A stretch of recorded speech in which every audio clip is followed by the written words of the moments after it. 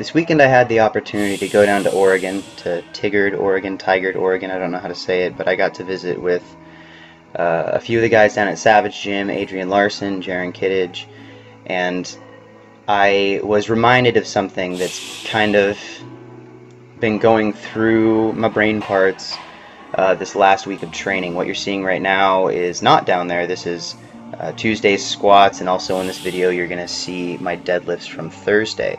And while I was down in Oregon, Adrian and Jaron really helped me a lot with trying to get some cues for my bench and try to find some things that were breaking down and try to make some improvements. And it made me think a lot about the idea of how people practice and what their intentions and what their goals are when they're practicing a skill. Every time I get into the weight room, every time I go into my garage, every time I get under a barbell, I'm trying to perfect a skill. I'm practicing something, trying to get it closer to an idealized technique of perfect. And I haven't gotten there yet. I mean, it's some people might say that my squat looks really ugly. Some people might say they don't like the way my deadlift or my bench looks. Some people might think it's really good. Some people might view it as an ideal that they'd like to pursue. But what I kind of want to talk about is this idea that mastery isn't just getting good enough at something so that you can do it perfectly. Mastery of a skill and true ownership of that skill is being so proficient at it that you cannot get it wrong. And I am miles away, even with my years and years of lifting and trying to get closer and closer to perfect, from ever being able to have what I would call unfallible technique, where there is no breakdown. You're going to see quite a bit of breakdown in this 590 triple here. And I'm very thankful for the side angle that I was able to get, because when I saw this at first I was pretty depressed. I felt like I was cutting them high, and I definitely wasn't happy with the depth on these, especially from that front angle. The side angle, just like last week's 555 set of 5, is a little more forgiving, saying, you know, it gives a little bit more of a spectrum of allowance there, saying, okay, well, maybe they weren't as high as they felt, but I still would argue, especially that third one, they were far from convincingly deep and definitely not to my standard of performance. So got quite a bit of work to do, and I am still far from that inability to mess up. I can mess a lot of things up. And what really kind of spoke to me in those ways that I was thinking about this weekend was when I look back on my deadlifts from earlier this week. And from the last few weeks, I was having a few issues just feeling comfortable with my deadlift, and that's always been the lift that I have been the most comfortable with. So when it's off, everything feels off. And it's took all the way till the end of this session that you're going to watch for me to figure out or remember a cue. I mentioned in a video a while back that there was a set of cues or something, some of the lessons that we learned, we tend to forget them and have to come back and remember them again or relearn them. And someone mentioned, oh, well, I don't think you really forget things.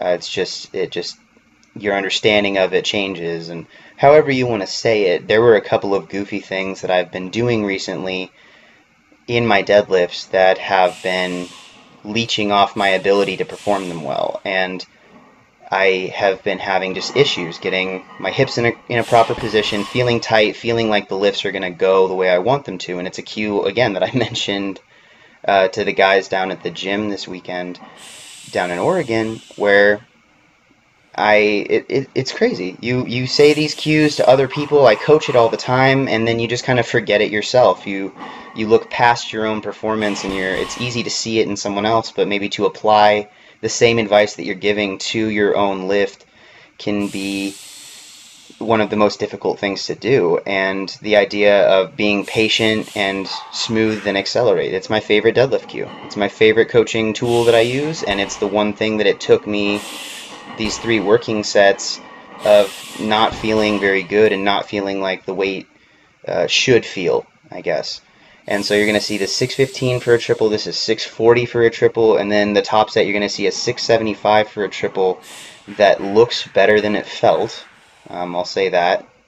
But I'm just not happy with this bar speed, and I know that I can pull it faster than this. I know that I have a lot more capability, and I didn't feel as locked in as I normally do. I've been focusing so hard on one or two little cues in different areas kind of my body when I get to these weights that I was forgetting a couple of fundamental things. And the way for me to find that with the deadlift specifically after this top set was I dropped the weight back down to 605 and just did some sets of 5 where I was really focusing on trying to figure out what was going wrong. I was trying to focus on some of those feelings, sensations, and I was using a light enough weight that I could be more conscious of those. It was less about, okay, I need to move this weight. It was more about, I can handle this weight all day. I just need something to click in my mind. And it took this kind of a drop. It took the frustration at those higher weights.